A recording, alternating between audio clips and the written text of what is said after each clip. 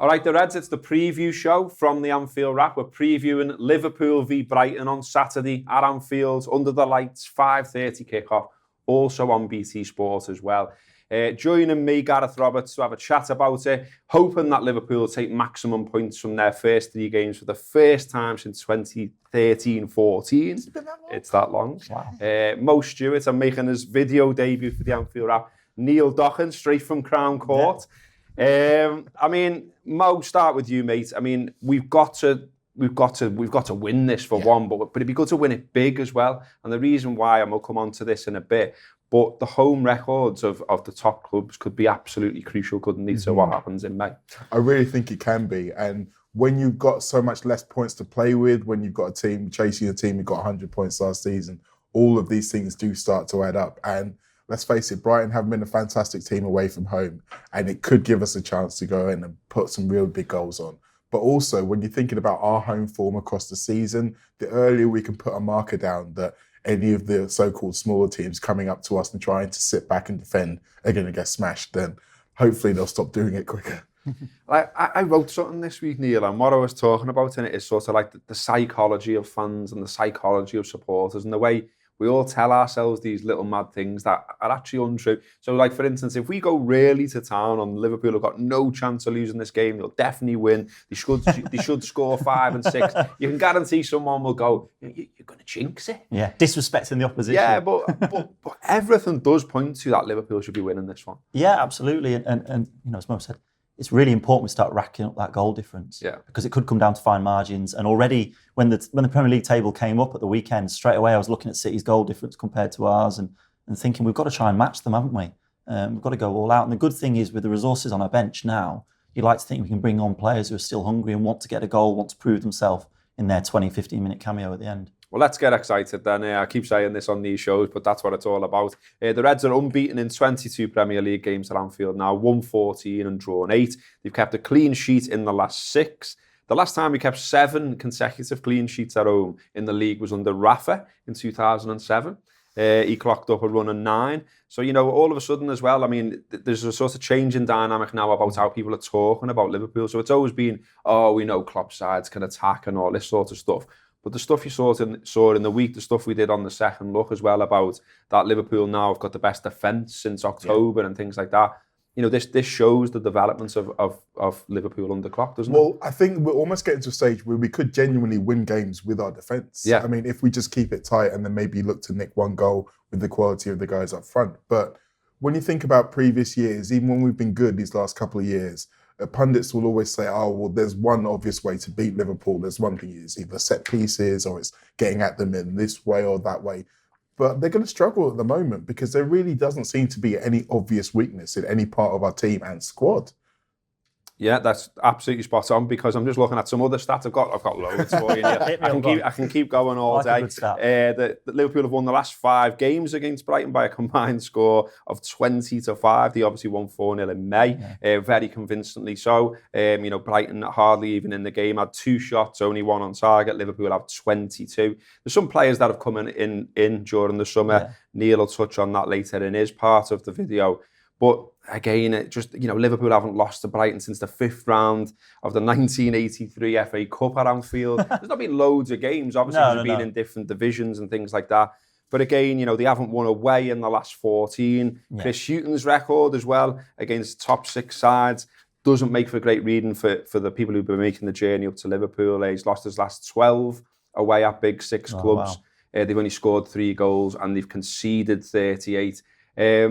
I mean, yeah, we'll just keep saying the same. We've got to win, surely. Yeah, definitely. I mean, they're obviously something of a force at home, aren't they? Mm-hmm. And that's where they're looking to pick up their points. But I remember last season, we all talked ourselves into this state of paranoia, didn't we? That somehow, you know, fate was going to conspire against us. And then we just steamrolled them. And it was really professional. Goals came at regular intervals. There was never any fear, never any panic.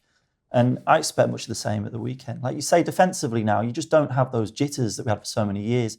It reminds me, I was saying to a friend, reminds me of the end of the 90s, early 2000s, where we'd had years of Phil Babb, John Scales, Neil Woodard. That panic, you know, sheer panic every time the opposition more recent got a corner. Times, we're not watching a Martin Skirtle now. We're not watching a Mamadou Sakho now. But you remember when Sami Hyypiä first came in, after a few weeks, all of a sudden you thought, it's okay.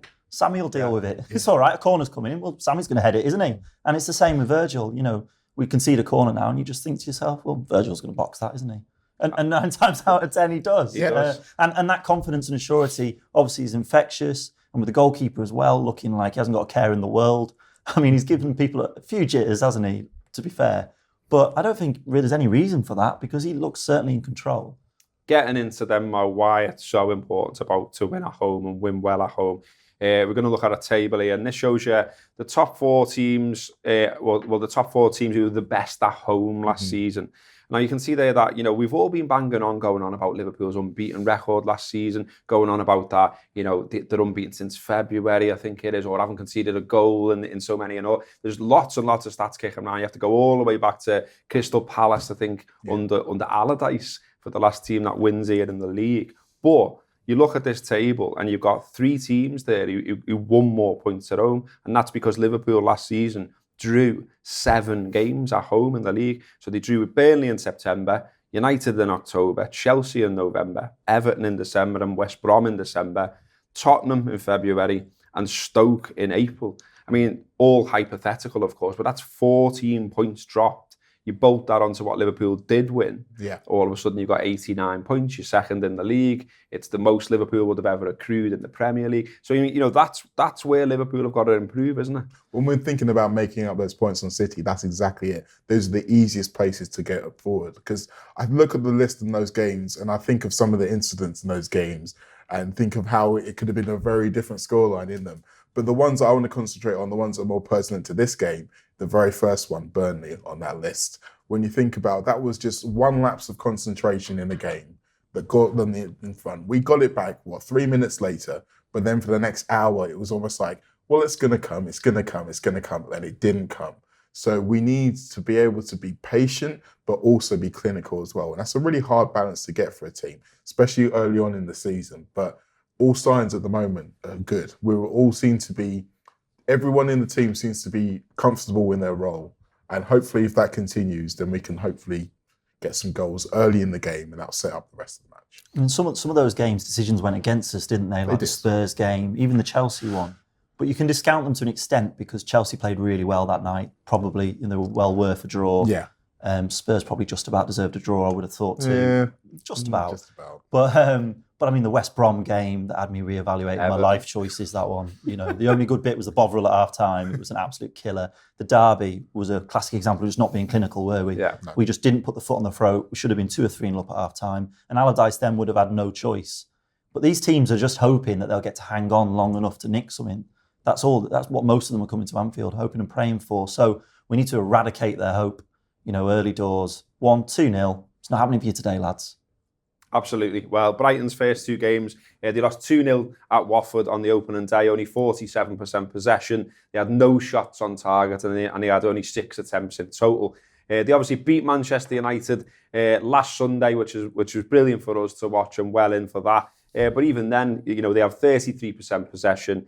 Glenn Murray scores a goal and also wins 6 of his 11 attack and aerial duels, which sort of tells you a little bit about what Brighton do. They only have 6 attempts there again and score 3 goals from them. So they play well on the day, but equally, United probably look at it in another way. So what will Brighton do? How will they set up and how are they going to go about trying to stop Liverpool's attack? Neil, as ever, is here with the tactics board. We know you love it, so here he is. Brighton come to Anfield. No one has beaten Liverpool in the league at Anfield for a year. In fact, no one's beaten Liverpool all comps with the exception of West Brom and they've gone down. My point is that every single side that comes to Anfield will have tried to do this once already. Last season, Brighton conceded 9 goals to Liverpool, 5 at their place, 4 at Anfield on the last day.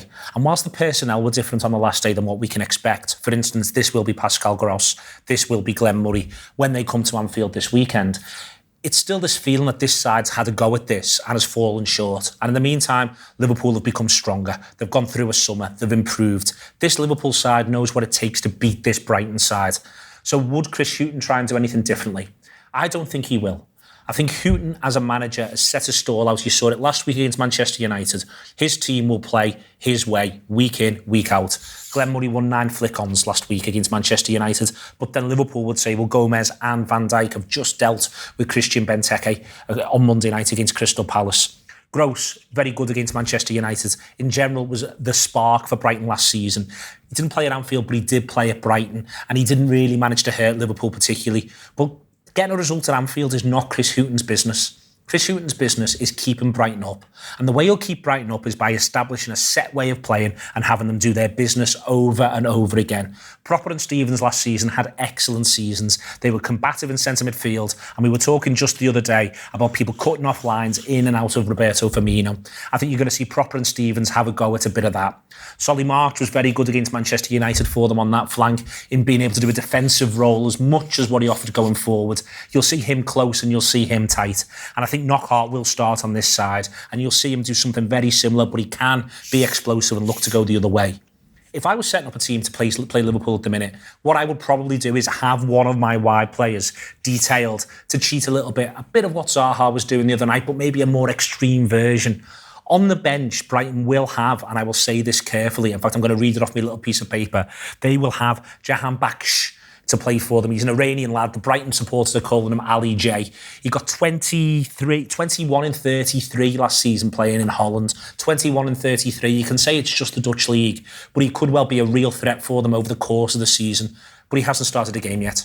And Chris Hughton, as a manager, has consistently gone with what he knows. I'd be surprised if he started. I think Knockhart starts ahead of him. Liverpool will do their Liverpool things that we've seen so far this season. They'll be confident that they can find a way through this Brighton lineup. They've got history backing them up in that. 9 goals against them last season. It'll be a long afternoon for Brighton. They'll be prepared to work hard. But for Brighton, it'll be about, let's get us ready for our challenges week in, week out. Liverpool, Manchester City, you play them twice a season at home, twice a season away. For Brighton, the business is done. When they get the result last week against Manchester United, they'll want to get another result next week at home. That's where their bread and butter is. Liverpool's bread and butter is winning every week. Great stuff from Neil there, and just a reminder as well that we are always speaking to the opposition fans on our podcast. So the Team Talk podcast that'll be out there probably around the same time as this will contain more with Brighton fans, asking them how they're feeling, how they're setting up, whether they think they've got any chance at Anfield. Spoilers, they don't. But Mo, I mean, you know a little bit more about Brighton as well. We're going to have a look at the team here on the screen. Any of the players that sort of jump out for you? Anyone you want to tell us a little bit about? Well, I mean, Glenn Murray and Pascal Gross have taken most of the plaudits, obviously, from the Man United game. But I think when you're thinking about how different they are away from home compared to what they are at home, I think most of their attacking is going to probably come from Gaetan Bong down the left-hand side. I think if they're playing as against a 4-3-3, if they've just got Propper and Stevens in there, they can get overrun. So they tend to get March and Knockhart to kind of tuck in a little bit, which then gives the space for the fullbacks to kind of try and overload. So I'm going to be looking at Trent and Robertson, to be at the forefront of our defensive effort, I think. Great, okay. Head-to-head then. 27 games played. Liverpool have won 15. Drawn 8, lost 4. At Anfield, it's 14, and they've won 9, drawn 3, lost 2. The last 5 games will pop up on your screen here as well. Lots of them, as I say, we're going back, way back into time, really. I mean, obviously 4-0 at Anfield last season. There was a 6-1 in the FA Cup in 2012, but after that, it's a 2-2 in the FA Cup in 91, a 4-0 in the League Cup in 85, and a 2-1 defeat, as I mentioned before, in 1983, when Jimmy Case scored for the visitors. So yeah, I don't know what you're up to there, Jimmy, but yeah, I mean, our team as well, moving on back to the focus onto Liverpool. Rob Gutman does our preview pieces for the website, so it only feels right that we asked Rob what he thought the team would be. That'll flash up on your screen now, loads of graphics in this one, I'm loving it. Rob says unchanged. He reckons unchanged for the third match running. So what do you boys reckon to that? Well, I mean, I can see the logic in it, and I wouldn't be surprised if that's how it came out. But I'm thinking in terms of the games to come, not just the next game at Leicester, but the couple of games after the international break with Spurs and such, it might be an opportune moment to bring in someone else maybe give someone else a start. Maybe look at giving Jordan Henderson a start, for example, get his feet under the table this season a little bit more. I think we'll probably see more impact from the bench as well. I mean, in an ideal world, if it's going well and we're 2-3-0 up on 55-60, I'd like to think we might see more of Shaqiri. I'm desperate to see him, you know. I think this might be a really good game for him as well. Desperate to see the power cube. Neil, what do you think? I think most people are saying maybe Henderson. Yeah, that was my thoughts before you jumped in there and made me look like I've got nothing original to say. Following me is a good person to follow, don't worry. No, I definitely thought Henderson. Maybe Milner. Who's dropped for Milner? Is that what you're saying? I think Milner looked a little leggy, I thought, at the end. Yeah, a little bit. He's had a lot of minutes in his legs, hasn't he, already? He's obviously was really prominent pre-season as well, wasn't he? So it just makes sense. Maybe this could be a time. When Henderson came in, it was interesting how he very much sat, didn't he, on Monday night? And for the first time this season, we very much had a defensive midfielder. And I suppose some people might think, well, now's not necessarily the game for that. But maybe it would allow, Wijnaldum to have a little bit more freedom, hit the box a bit more like he did in pre-season. And also, I mean, Naby Keita, it was such a joy watching him. I mean, I said immediately afterwards to a friend, it was reminiscent of Alonso's debut in 2004. You just thought, this is an absolute world-class midfielder we're watching here. Yeah. You're just so excited. Just can't wait to see him play again.